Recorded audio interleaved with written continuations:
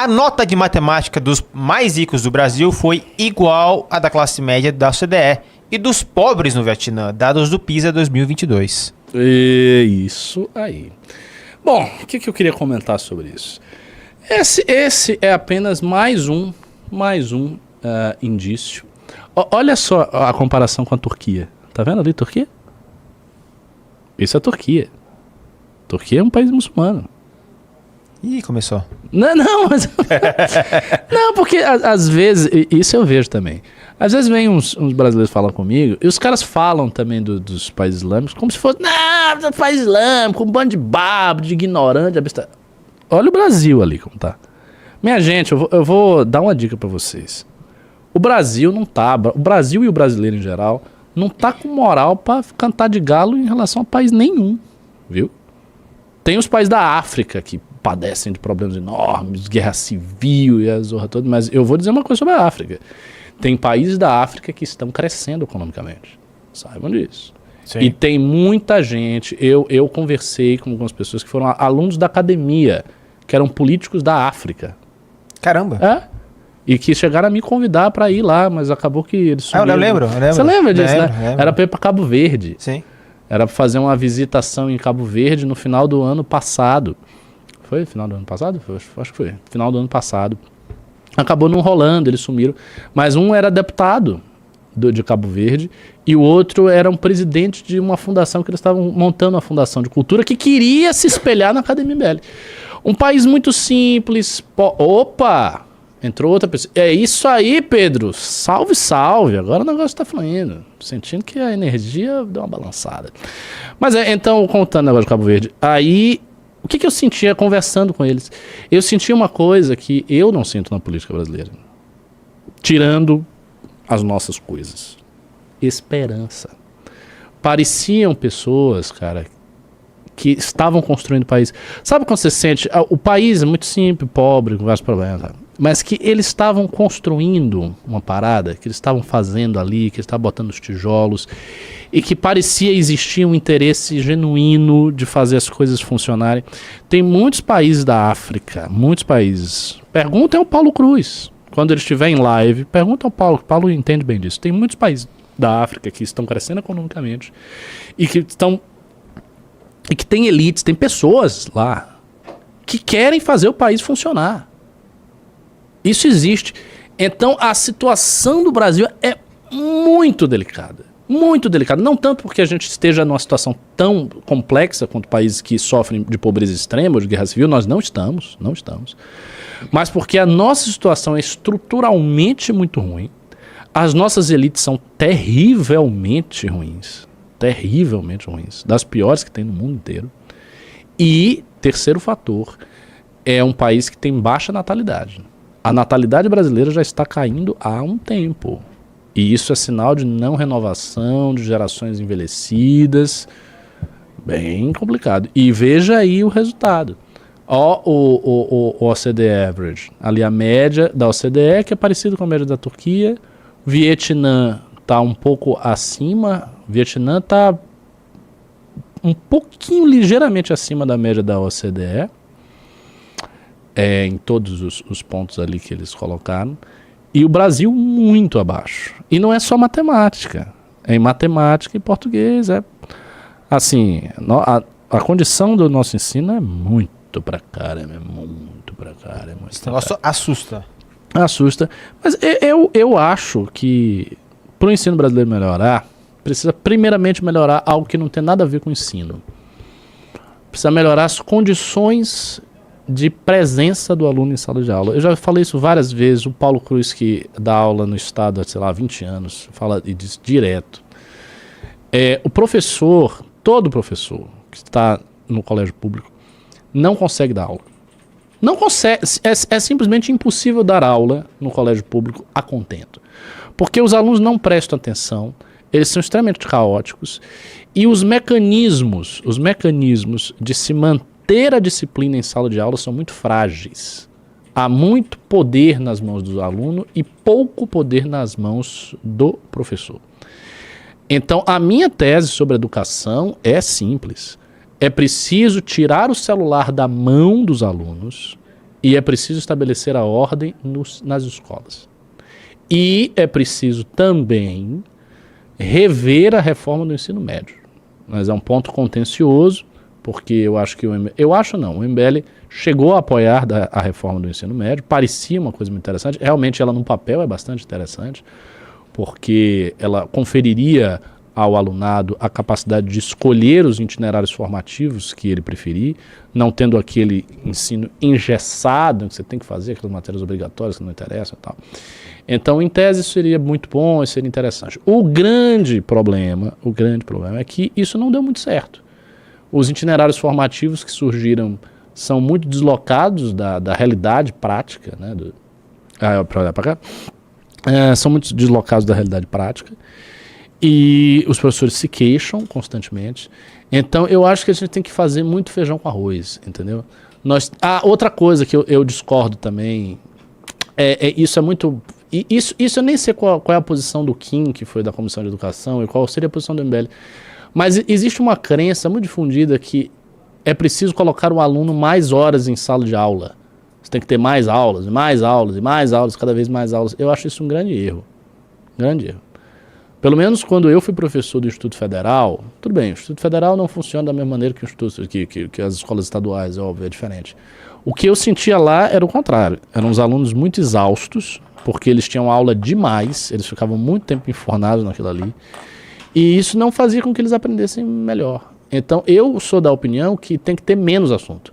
É preciso enxugar o assunto, especialmente no ensino médio, menos assunto. No entanto, os assuntos que se dê ênfase, eles precisam ser realmente, verdadeiramente aprendidos. Você tem que sair dali não sabendo detalhes sobre polímeros, ou butano e propano, ou as cadeias covalentes, ou o ciclo do nitrato. Eu estou falando várias coisas, eu duvido que você sabe. Você sabe? Não sabe. Eu não lembro direito dessas coisas. Então, me cite aí 10 organelas. Que é isso? Qual é a composição interna da célula? Qual é a diferença de um protozoário para uma bactéria? As pessoas não sabem, cara. Faça aí um binômio de Newton. O que é o binômio de Newton? Trigonometria, ninguém sabe. Mas tudo isso é assunto. Tudo isso é assunto. E as pessoas esquecem.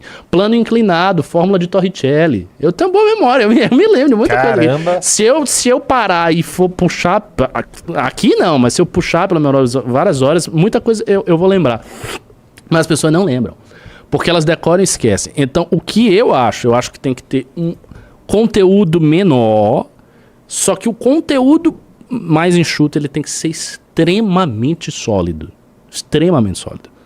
O sujeito, ele tem que sair do ensino médio de qualquer colégio do Brasil, tendo um raciocínio lógico afiado, tendo uma capacidade de interpretação de texto afiada e tendo uma capacidade de escrita e fala formais sem erro, afiada. Se ele sai deste jeito, eu vou dizer uma coisa, aí ele pode aprender o que ele quiser.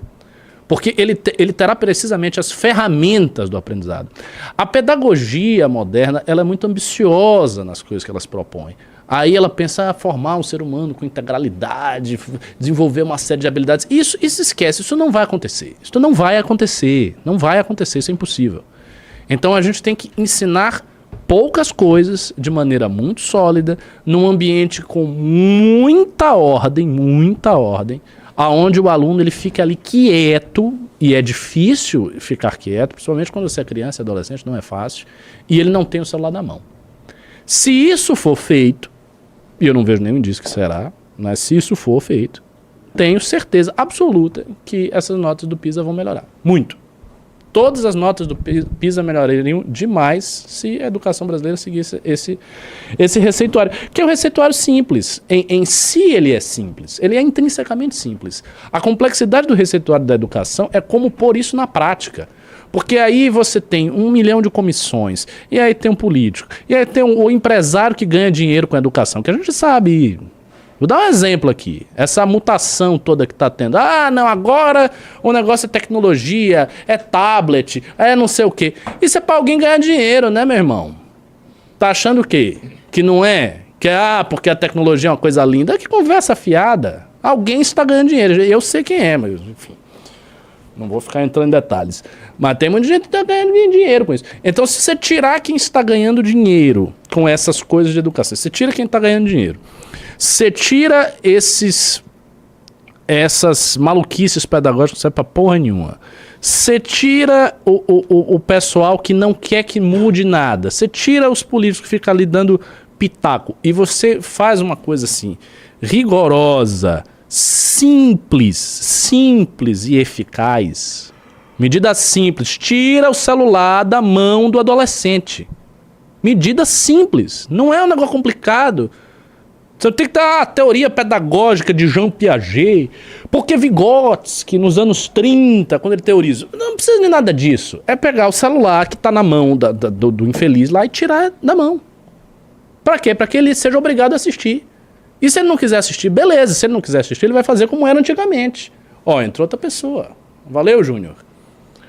Ele vai fazer... E nem é o Junito. Eu vou ter uma live hoje com o Junito e com o Impera, de noite. Eita! Legal, isso aí. Primeira vez que eu vou falar com o Impera, nunca falei com ele.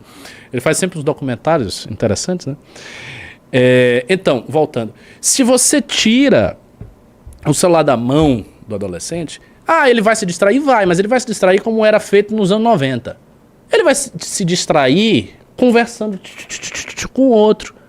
Vai se distrair fechando os olhos e baixando a cabeça. Vai se distrair desse jeito. Mas ele não vai se distrair permanentemente com uma pessoa ali no celular o tempo todo. A retenção de atenção no celular é gigantesca, ela é muito grande. Não há comparação entre você estar com o celular e estar sem o celular, cara. Isso em tudo na vida. Quando eu tenho que ler alguma coisa, assim, eu preciso ler com calma, eu desligo o celular. Tem várias discussões do MBL que ocorrem em tempo real que eu não vejo. Eu vejo depois, aí eu dou uma opinião. Por quê? Porque o celular estava, às vezes, desligado. Eu chego lá, desligou, empurra ali e pronto. Porque se você fica com aquilo na mão, você não consegue fazer nada. Então, assim, são coisas muito básicas que as pessoas vão fazer e aplicar. Se vão fazer ou não, eu não sei. E eu tenho uma outra ideia também sobre educação. Essa, sim, é muito controversa. Essa eu acho que não passaria de jeito nenhum. Nenhum cenário. Mas eu acho que é uma ideia... Assim, é uma das coisas que eu gosto de pensar, que me deixa mais feliz de pensar se isso fosse feito. Seria um sonho, um sonho mesmo, um sonho pessoal de ver isso sendo realizado. É a formação de poucas, mas grandes escolas de elite de verdade no Brasil. Não que se chama de escola de elite. A USP é uma escola de elite. Mas a FGV é uma escola de elite. Mas o colégio, sei lá, é Porto Seguro. Escola de caro aí que tem em São Paulo, que é R$5.000 o colégio, 7 mil. Isso não é escola de elite. Desculpe. Está longe de ser escola de elite. Não é. Escola de elite seria se você fizesse uma escola realmente voltada para formar pessoas com uma educação completamente diferenciada, com currículo diferenciado, com testes muito duros para entrar, possivelmente testes de QI pesados, que é para não entrar quase ninguém, tu tá entendendo? É para só entrar a galera muito casca grossa. E assim, é fácil de fazer isso. Você pede a Mensa. A Mensa é uma organização de alto QI aí, que atua no Brasil, no mundo, não sei se é, eu acho que a Mensa é mundial, mas tem sede aqui no Brasil. Pede para a Mensa fornecer um teste de QI highbrow, 140 aqui, 135, lá alto, muito alto. E só entra se passar nisso aqui e acabou. Com sistema de internamento, entendeu? Com esporte, mas esporte mesmo, esporte de alta performance, com teatro lá, com música, todo mundo tendo que aprender um instrumento, espaços grandes assim, né? Espaços tipo ajardinados, com jardins, com professores de altíssimo gabarito. Né? Pegar os melhores acadêmicos do país para dar aula. Né? Isso seria assim, um investimento muito gigantesco para formar muito poucas pessoas. E seria algo muitíssimo elitizado. E na minha concepção teria que ser de graça.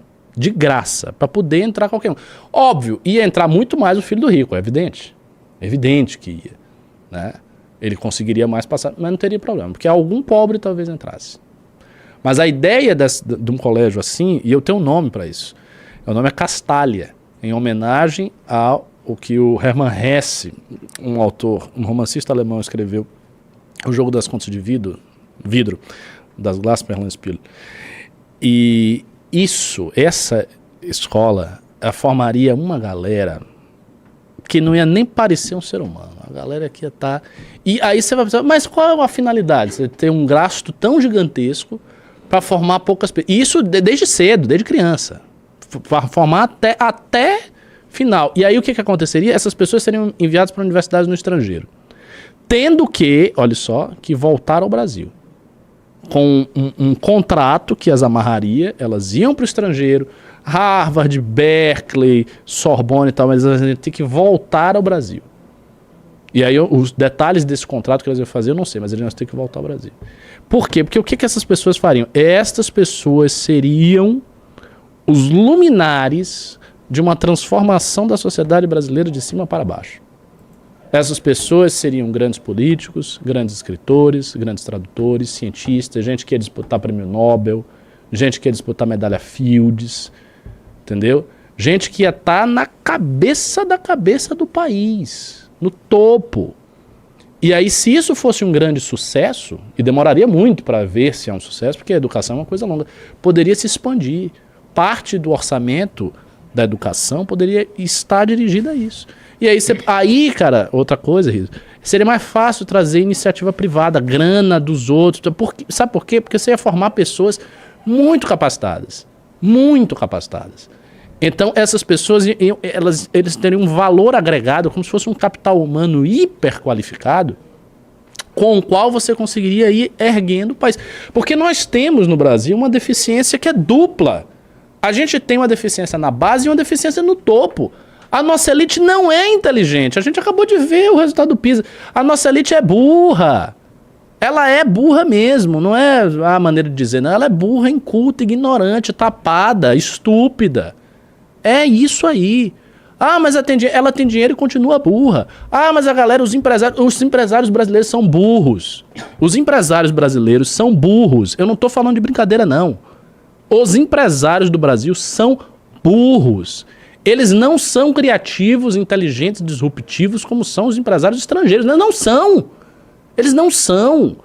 A Índia tem CEO em tudo que é lugar. CEO da Google, CEO da é indiano, cara. E o Brasil não tem.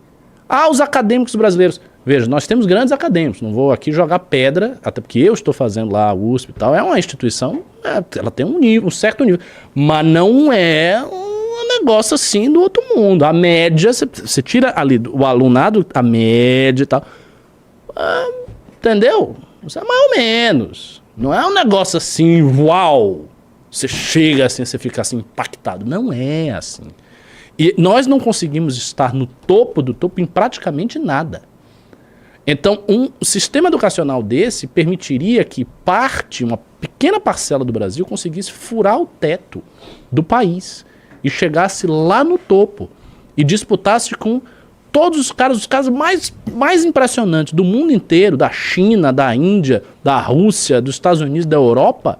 Os nossos brasileiros seriam melhores, porque a gente ia estar formando essa galera de um jeito que nem nos gringos eles formam, que não tem lugar nenhum. Então, assim, isso seria um sonho. Mas eu acho difícil que isso aconteça. Quem sabe, né? Vai. Quem sabe? Você falou disso aí, eu lembrei de um caso. Eu sou de São José dos Campos, professor. Lá tem uma escola chamada Juarez Vanderlei, que é uma escola mantida pela Embraer. Eu sou da escola desde muito pequeno. E para entrar na escola, você tem que ter, estudado apenas em escola pública, e 2, tem uma prova para entrar na escola. E a escola, ó, referência nacional, tá sempre lá, ó, primeiro lugar do interior de São Paulo, primeiro lugar da lista do Enem, não sei o que, tá sempre no top dos top. Essa é a sua ideia, mais ou menos? A minha ideia é mais vanguardista que isso. Ô, louco. Muito mais. Porque certamente essa escola deve ter um currículo parecido com o dos outros. O que deve acontecer, eu não conheço, mas o que deve acontecer é, eles têm um teste de entrada duro e eles devem ser cientificamente muito agudos, porque é da Embraer. Então as aulas de matemática, física devem ser... O que eu penso é uma escola que funciona de maneira... O currículo dessa escola que eu estou concebendo seria outro. Ah, sim. Seria outra coisa. Seria realmente uma formação pra você formar outro tipo de gente mesmo. Isso é um negócio de louco, sabe? E assim, muito exclusivo. E não seria exclusivamente de colégio público. E teria que pegar na infância. Fazer teste de QI com um menino de 5 anos de idade. Sabe? Pequeno. Pegar pequeno e seria internato, nutrição lá. Isso é um negócio, cara, eu concebo isso aí como uma coisa quase, como é que eu vou dizer, de ficção científica, um negócio assim muito louco. Porque eu não sei, eu acho que se funcionasse, a gente teria realmente... A gente teria pouca gente, mas gente muito qualificada. Porque, pense o seguinte, eu vou dar um exemplo aqui, um exemplo nosso, próximo, né, de duas pessoas do MBL, que são pessoas muito talentosas, indiscutivelmente, claramente talentosas. Pega o Renan e o Kim. O quanto, se o MBL funcionou tendo o Renan e o Kim. O Renan fazendo o movimento crescer, liderando, fazendo isso. Vamos supor que o Renan fosse um cara mais burro, menos criativo, não conseguisse fazer as coisas. Porque a inteligência interpessoal dele não é alta. Ele briga com as pessoas e tal. Mas se ele não fosse uma pessoa criativa, se ele fosse um cara limitado, se ele não tivesse visão, se ele não tivesse audácia, o MBL não tinha crescido. Você compreende? Não tinha crescido. Agora imagina que o Kim não fosse o cara com a capacidade de estudo que ele tem, de se colocar, fosse um cara cabeça de vento, meio assim. Duas opções. O Kim não estaria onde está, ou se estivesse, seria mais ou menos, a gente teria que meio que carregar o Kim, porque ele não teria o brilho próprio. Ou dois, ele poderia já ter saído do MBL, porque ele poderia ser confuso, psicologicamente atrapalhado e tal. Então, o que eu quero dizer com isso é que, se você tem pessoas ultra qualificadas, o efeito da ação dessas pessoas pode ser um efeito muito abrangente. Sim. Uma pessoa ultra qualificada consegue ter um efeito gigantesco. Se você bota, por exemplo, um presidente que é um gênio e é uma pessoa assim extraordinária, boníssima, com um talento incrível, claro, é difícil imaginar uma pessoa com tantos talentos, mas imagine uma pessoa que fosse ultra talentosa em praticamente tudo e você colocasse na presidência da República, inclusive inteligência interpessoal, que fosse um cara ultra carismático e tal. Esse cara sozinho, não digo que ele faria tudo no Brasil, que ele não faria tudo, que ele seria uma pessoa só. Mas ele não conseguiria exercer uma influência de tal maneira no país a alavancar o país pra cima? Sim. É óbvio, né? Por quê? Porque ele tá ali, porque você botou um cara que é a chave do negócio. Você bota o cara que é a chave do negócio. Então, se você tem, a minha ideia é, se você tem algumas centenas ou alguns milhares de pessoas sendo formados a cada ano, que são a chave em várias áreas do Brasil, essas pessoas exercem uma influência ampla sobre muitos setores e elas conseguem puxar o país para cima. E aí elas fazem com que todo o país suba. É como se você colocasse um tempero no país, um sal no negócio que não está temperado, e aquilo ali dá um gosto diferente. Então você coloca aquelas pessoas, as pessoas erguem o negócio. Pô, todos os grandes movimentos históricos da humanidade foram criados por pouca gente. Como é que se deu a divulgação do cristianismo? A gente acabou de falar de Islã e tal. O cristianismo tinha 12 apóstolos. Eles eram homens simples, mas eles eram homens de fé, eles eram santos. Eles viram Jesus ali na frente deles e tal. Os caras saíram e eles peregrinaram por aquele negócio todo, pregando em tudo que é lugar. E o cristianismo se difundiu e virou uma religião mundial que está aí até hoje, por causa de 12 negros andando para lá e para cá. Então, você ter pessoas muito qualificadas que consigam arrancar o negócio ali da gravidade que está descendo, isso é fundamental. E isso, minha gente, é o que a gente não tem no Brasil. Porque os nossos problemas, eles são problemas que estão embaixo e são problemas que estão em cima. A nossa elite é ruim e o nosso povo está degradado. Essa é a situação. É um povo degradado com uma elite ruim. E aí como é que você faz? Se você não consegue puxar para cima e também quem está embaixo não consegue empurrar para cima. Aí cai, né? Que é a situação presente do Brasil.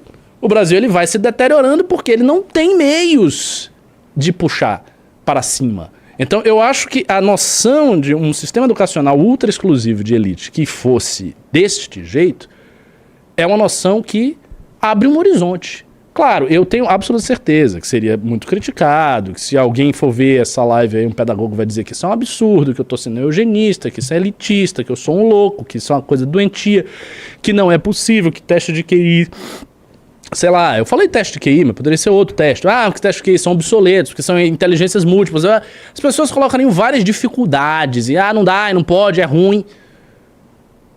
Mas pra mim, não é. Pra mim é um sonho. Se algum dia isso acontecer, eu ficarei muito feliz. Eu acho que se isso acontecesse, eu poderia morrer depois disso.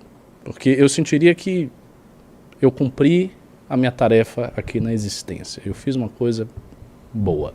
Você me assiste todos os dias, você confia no que eu falo, você participa das nossas jornadas, dores e aventuras. E se eu disser pra você que eu tô ajudando a formar milhares de novos líderes através da Academia Valete? Aqui, ó. Você sabe que a Valete é onde eu ponho todo o nosso coração, é a nossa melhor produtora de conteúdo, que é justamente onde a gente escreve e pensa a teoria. E lá a gente resolveu formar uma nova geração de pensadores. Vem pra Valete aprender a falar, a escrever, a pensar, a ser um líder essencialmente, tá? Então, eu tô lá dando aula, o Arthur tá lá dando aula, o Kim tá lá dando aula. Então peço pra você, se você me assiste tanto, confie em mim. O valor é baixo, eu tô falando um valor bem baixo, porque o meu objetivo é formar o maior número de pessoas possível que entenda como lidar com esse mundo estranho de hoje em dia. Bora, Academia Valete é a tua casa, link na descrição.